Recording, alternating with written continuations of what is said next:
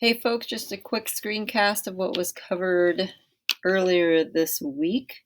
That would be the week of Monday the 9th through the 13th. So this would be what was covered in class on the 9th or the 10th, which was adding an annotation to one of your two sources. So you have two sources cited so far. Of these two, which one do you know for sure you'd be able to talk about why you believe that is a credible source? So if you need to stop the video and think about that for a minute, go ahead. Some ways to think about it would be, could I go Google up my author's name and find information about the author that would then be credible? Sometimes your author's name is hyperlinked in an article. So if you go back to the article for that source, if you see that their name is hyperlinked, I would click on that and it'll often take you to a little bibliography or biography about the person, perhaps a bibliography about them as well. And if that is not the case, you could always just Google them up. You might add the organization that they're assigned to. And as I started just putting in my person, I had already done this, but if I put in her name and the university she's working for,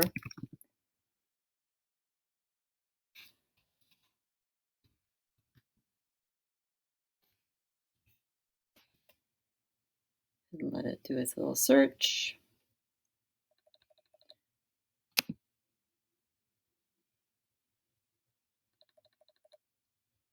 And it is slowly searching, but we'll pull something up. I can see she is a real person that's working as a associate director for media relations. So she's writing articles for their local university. But that wasn't a whole lot of information about her.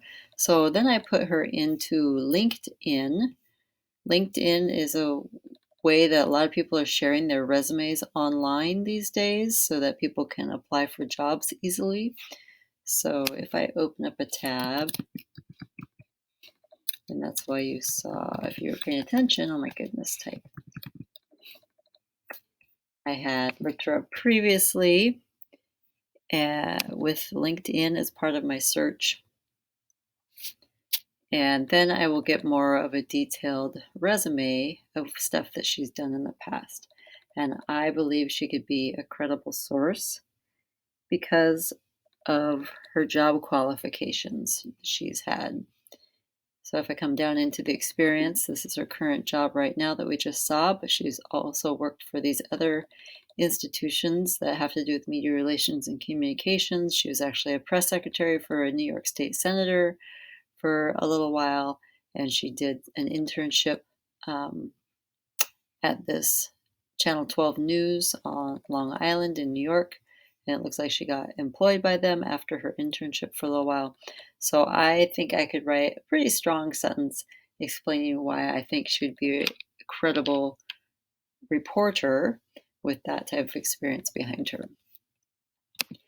Knowing that, I will click on the options button. Move my screen over a little bit. The blue options button next to the source here. You need to click on that. I'm going to go edit. And once it loads, I'm going to scroll to the bottom of the page and then click in this box where it says annotation. And this actually is the start of a sentence we're going to be writing, but yours would be blank. So you're going to be typing up a small paragraph in this box. What would you put in this paragraph? Well, I have a step-by-step guide for how you create a 3 to 5 sentence paragraph. So basically sentence by sentence of what you need to type in this box to write your annotation. And that information is off of the library page here. You'd click on Citations and Annotations, the first link. Once it loads, it seems to be asleep. Let's refresh this page.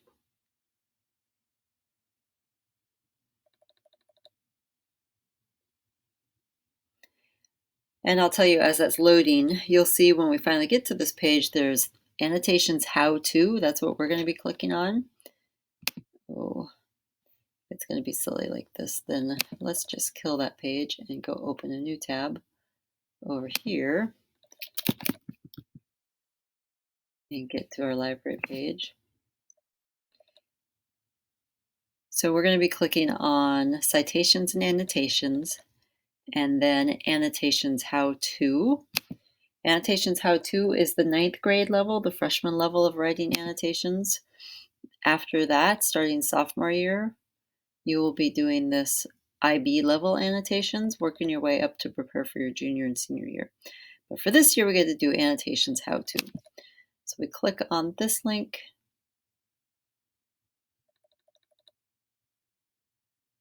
And then focus on the middle of the page here. If you have never written an annotation before, you should know that an annotation, the purpose of the annotation is just to let someone who's read or reviewed your paper project know more about your sources. So if your teacher is looking at them, you are reading through your paper and comes across something that they think is kind of sketchy, or they would like more information about it, they could flip to the back of your paper, to your bibliography or works cited page, and go read why you felt that this was a good source to use. It's going to be a small paragraph to start with right now. Again, starting next year, you'll be building longer and stronger annotations, but for this year, we're going to leave it at 3 to 5 sentences. Please write it in third person, so no I or me statements. And this is what we're going to end up doing. We need to combine the first three bullets into one sentence. Now, you can write each one of these bullets as its own sentence, but I think that it's pretty easy to combine the first three. So the type of source, the author's purpose, and who is this written for. I'm going to click over it and do that real quick on my sample. So the type of source, well, what I was looking at, this is a web page. And what's the author's purpose? Is it to inform people or just persuade them to one side or another? I thought my page was just to inform. So this is a web page, and the author's purpose is to inform, and then inform who? Who was it for? Was it just the general public? Was it specifically to students? Was there other specific audience like parents, researchers? Who is the audience? I believe this was for the general public, so to inform the general public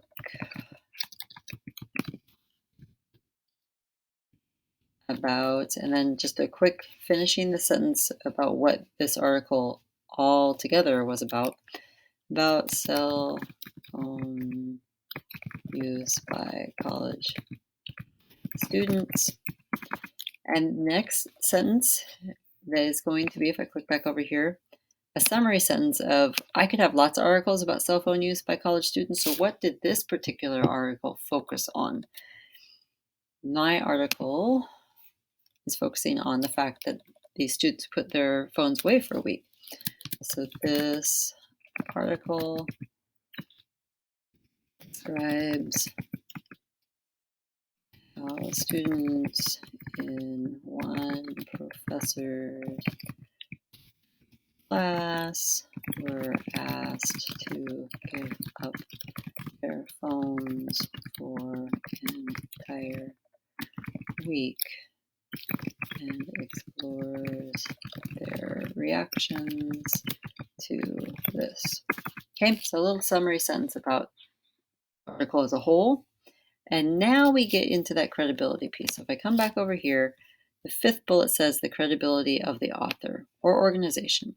Again, if you don't have an author's name and couldn't just go Google them and find information, you could Google up the organization that they're working for and click on an About Us link or any background information link and see if you feel like there's something from there that you can use to help justify why it would be a credible source.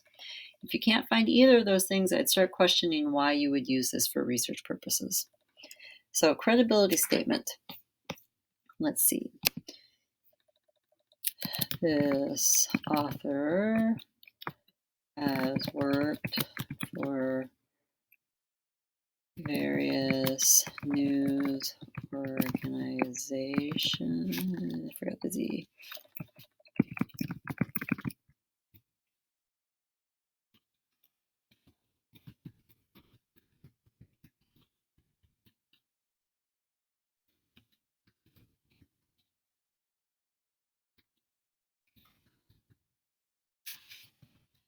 Produces content for her current employer, which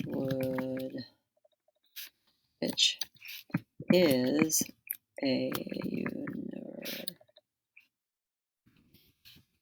university, and which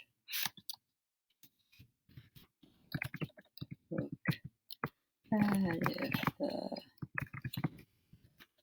was false. Okay. So because I believe that she has had the training of working with other news organizations and the fact that this is a university and EDU website, I feel like I should be able to trust this information. At this point, I could call my annotation done.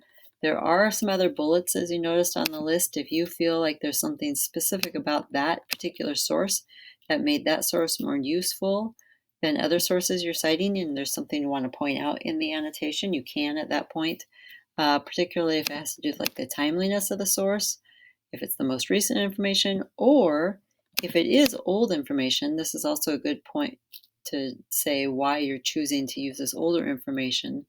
So if the copyright date is like 1980 and you're talking about technology, you might want to point out in your annotation what your purpose was of looking at something that's so old. There's some other brief comments that's come up and you really feel like someone who would be looking through your paper would start questioning why that source as opposed to others. You could always finish your annotation kind of stopping their questioning. And below here is a sample annotation about the whole library page, the library web page, the main page. So there, kind of see what it sounds like. Notice I don't say, I believe this is a credible source because, right? This is your writing. You don't need to say the I believe. Just write your sentences in third person, which means you don't use I or me. You just say, this is a credible source because, or this is a web page, or this is a book. You don't need to say that I believe or I think type of statements.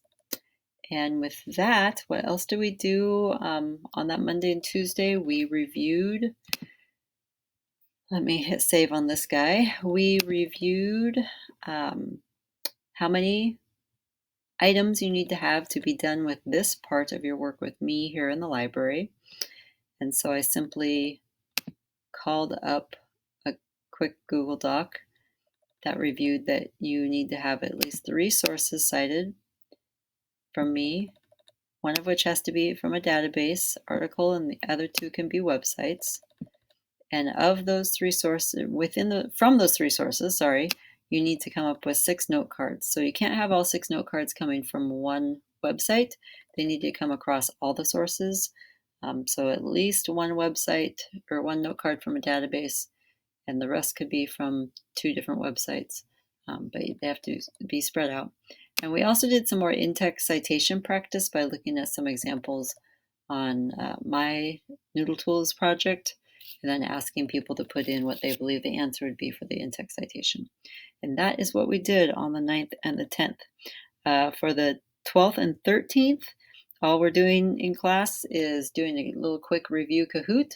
I'm double checking that I can see everyone's stuff in Noodle Tools. So when you go to Noodle Tools and you're on your dashboard button, that you can see in the sharing and collaboration area that you have shared successfully with your teacher's inbox.